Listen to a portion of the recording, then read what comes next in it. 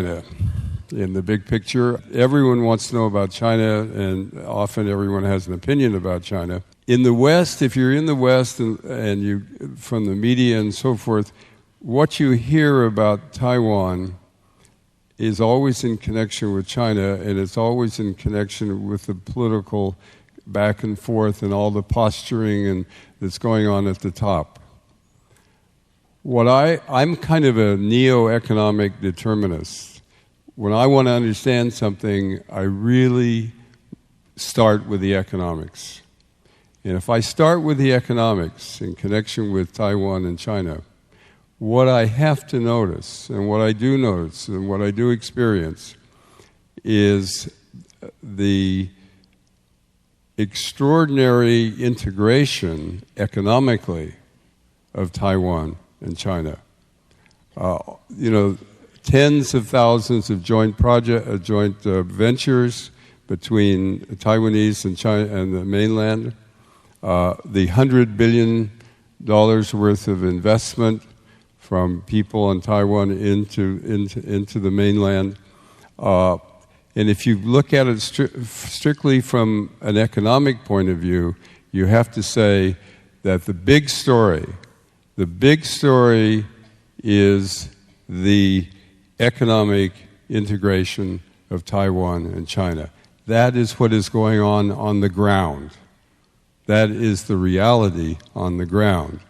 But what you hear about mostly are the other considerations that we all know about, that are, as I said, considerable and very important.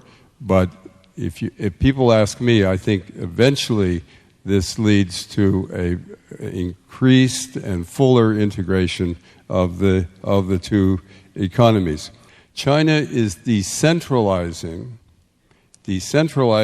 more and faster than any other country in the world.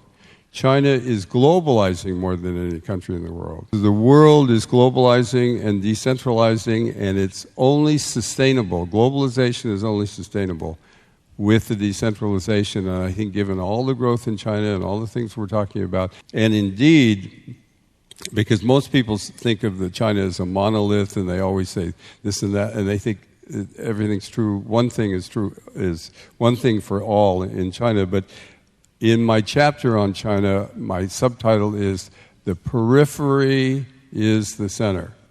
And of course, that's an old Chinese saying. It comes from the time of the emperors, and where in one way the emperor was the center, but what was going on around the periphery, that was really the important thing, and that gave birth to the expression, the periphery is the center. And I think with all this decentralization that's going on and all the initiatives that are coming in all the provinces, that again, we're in a situation in China where the periphery is the center. There's a hype in the West, a real hype about China that's just not true. The hype is that China is soon, or by next Tuesday morning, going to overtake the United States economically. I mean, that is so far from reality. Check the score of the game. The score of the game is that China just became a $2 trillion economy. The U.S.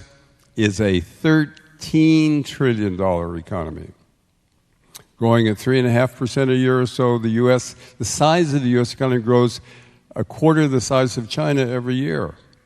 And even if China continues at 10% a year, not likely, but let's say it does, it will take 35, the arithmetic is it will take 35 or 40 years to, quotes, catch up with the United States if it ever does. That's the score of the game. We picture a collection of 200 countries, and we measure each country economically against the others by checking their GDPs. 200 countries, they all have a GDP, and we kind of measure them against each other. Forget this picture. It's an absolute conceptual fallacy. It's not the U.S. against Germany. It's GE against Siemens. And it's not China against India. It's the Chinese entrepreneurs and the Chinese companies against the Indian entrepreneurs, Indian companies. It's what's going on within the economic domains. Because clearly, governments don't create economies. Governments don't create GDPs. Companies create economies.